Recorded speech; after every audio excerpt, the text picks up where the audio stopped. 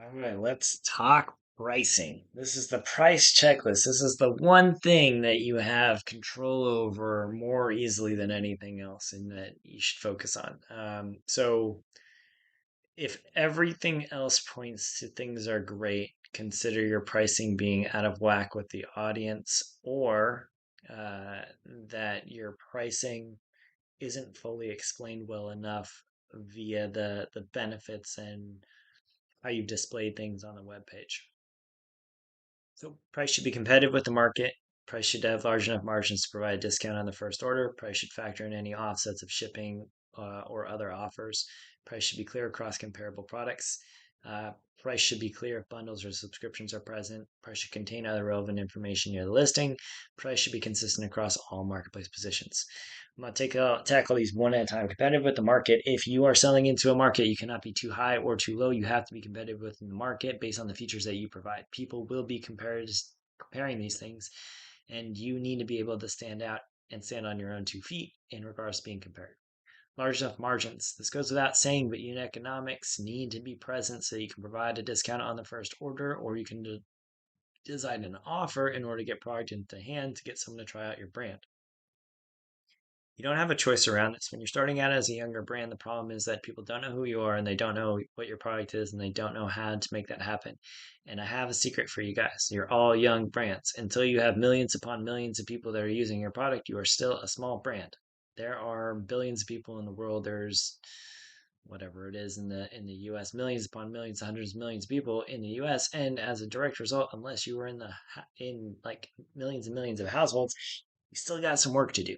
So have margins, provide discount on the first order. Better off if you're collecting via data around those same orders via pop-ups so that you can make that happen. It's going to be better for everyone. You're going to have context wise people ordering. Uh, Offset shipping and other offers. When you're factoring pricing, if you're paying for shipping or you're paying for free shipping, etc., it needs to be factored in. If someone are taking discounts on top of that, you need to factor it in because it goes against your profit margins, and you need to have profit margins in order to survive. Price should be clear across comparable products 100%. If you have multiple different products, you should differentiate why the pricing is different. This is more expensive than our previous model because of X, Y, and Z. Like that, it's pretty simple. Just line it up correctly around that. Um, Subscriptions or bundles, make sure that they're clear. Make sure that you understand how much you're saving. Make sure that what you're saving is accurate. Sometimes people just say save up to whatever, and then it's not accurate. It's a different savings thing. Contain relevant information in your listing. If there's any caveats to the pricing and there's anything that's forgot about, make sure that it's near the listing at the time of making a purchase. Consistent across all marketplace positions. For those of you that sell multiple marketplaces, keep it consistent. We used to sell our price. We used to have MAP pricing, and we used to be in every Best Buy, Apple Store, on Amazon, and direct. And we had to keep our pricing very, very consistent so that it was reflected all the way across because people will bargain hunt. Don't give them a reason to bargain hunt. Let's go to the questions here. How is your price relative to the competition? Do you practice transparent pricing? Are you being compared just based on pricing? Do you provide more information to overcome pricing objections? This is kind of like the one, two, three punch of what you have to do. How do you price relative to competition? Are you fair? Are you on the high end? Are you on the low end? If you're on the high end, what do you do to justify that high end price? Are you being compared just based on pricing? You're going to lose if that's the case. People are always comparing on pricing, but if you're within a range, within $10 of a price of a product, they're pretty much willing to go with the higher quality good as long as you stand by it, guarantees, warranties, etc. Do you provide more information to overcome pricing objections? What can you offer that's going to set you apart? If you're selling on Amazon, you're competing against other items being purchased on Amazon. If you extend your warranty from 30 to 60 days, you're going to see less returns as a result of doing that. And you're also going to see more sales because you're offering something that Amazon can't. If you offer free shipping, though, I'm a sucker. I'll go to Amazon, I'll look for free shipping if shipping's really expensive on a website. It's just force of habit. I already have an account. Can't fight the way that customer behavior works, but you can offset my shipping costs in a number of different ways if you're going to make me pay for it by buying direct from you because your profit margins are going to be higher if I buy direct from you than if I buy from Amazon. Is your price large enough to turn a profit? Are the unit economics in line with any discounts that you provide? I see this a lot where there's companies that are not actually doing this proper, where their pricing and their discounting actually makes them lose money on every single purchase, and they hope and pray and wish to make it back. Don't do that. You should factor in all these things into your pricing overall. Um, are there any ways to offset your unique economics that you can control? Sure, you can. You can raise prices. You can justify the raising of prices on a number of different things. You can change a bunch of things. You can work towards different materials. I wouldn't really advise to do that, but companies tend to do that.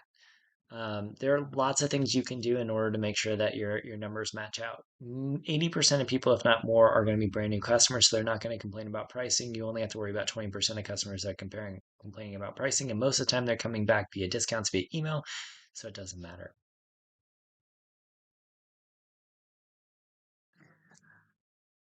This is in line with any offsets, shipping costs, and other offers. Include shipping with your modeling and pricing. Do you have enough margin? Include free shipping. This is something that we've struggled with quite a bit.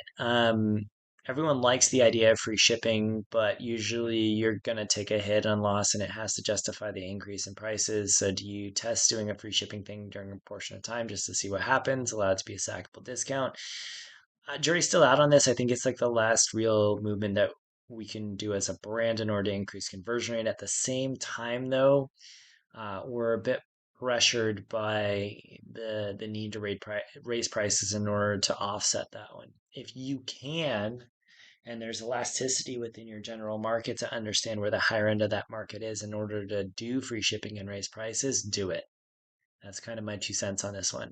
However, depending on your product and how heavy it is to ship, it may not be worth it. The perceived value might be different from point A to point B. So something to consider. There's no hard and fast rule on this one. Amazon has screwed everyone over by doing free shipping on Prime and stuff like that. But you do want to kind of figure out if you can test this stuff and it makes sense to test. Some products just don't have enough margin to include free shipping. Where your price is clear and consistent across your family of products, is the pricing relative to the products or lacking correlation? This is a big one. I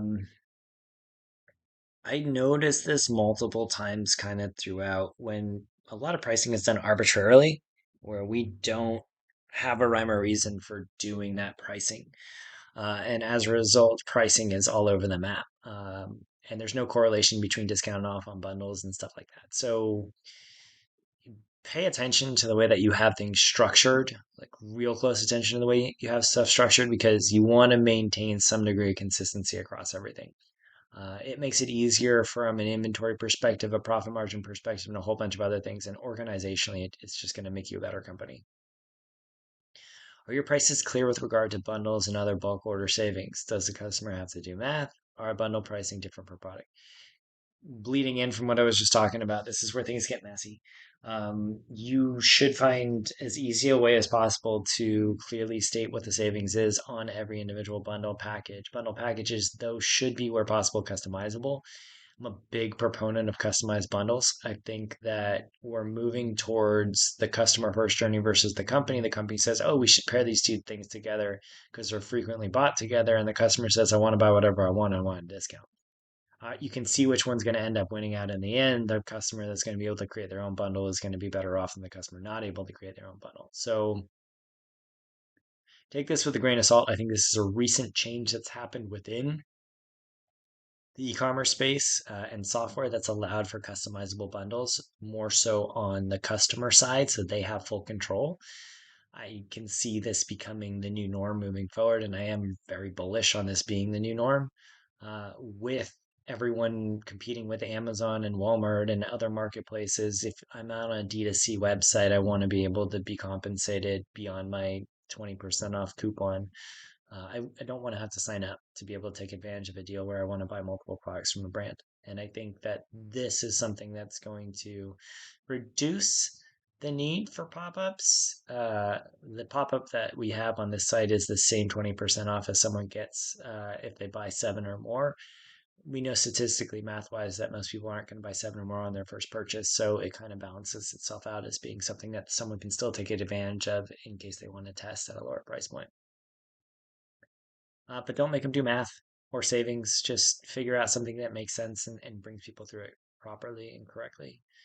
Does the price have any other information nearby, as in shipping fees clear? Are there any things impacting price made clear? Are any bundle pricing clearly listed near the price? Yeah, when you're doing pricing, you want to make sure that you have all your bundles there, your shipping fees there, your shipping times there, the refunds and exchange. You want to have as much things as possible placed in a place where it's near the buy button. That's going to give people the confidence that they need to make sure if they want to make that decision. So, for instance, these guys, all sales are final, I believe, on this one. That one's already sold out. Shouldn't be showing, actually. Um, so you want to make sure that everything is clear. So this is final sale. Here comes all sales are final, right? So it's there. It tells you what's up, and it's pretty clear what that looks like. So you want to make sure that everything is clearly laid out and makes complete sense. Um, does pricing include costs on other marketplaces? This is kind of the last little bit. Uh, Everyone goes somewhere else to look for your product. If I have an Amazon Prime membership, no matter if you're sold on Amazon or not, or you state you're sold on Amazon on your website, I'm looking on Amazon and get Prime. If you have a sale going on that isn't on Prime because you sell and just fulfill through Amazon, that's fine too. I'm still going to check it out. I might buy from your site though, depending on what my shipping costs are, etc. I'm going to factor this in. Normally, I do not care about price. I think it's after 5 minutes of searching, I've spent too much time of my time to actually care about price. However, there are default places that I'll always go to look for a deal. That's going to be Amazon, or I will buy directly from you if there's a large enough sale and or offer that makes sense, or you're only available there. You should say that. I'm surprised more people say not available on Amazon or not available somewhere else so that you just negate the ability of people to leave your website and go look. I think that would the reverse psychology is saying, we're only sold here, only sold via this website, not sold anywhere else.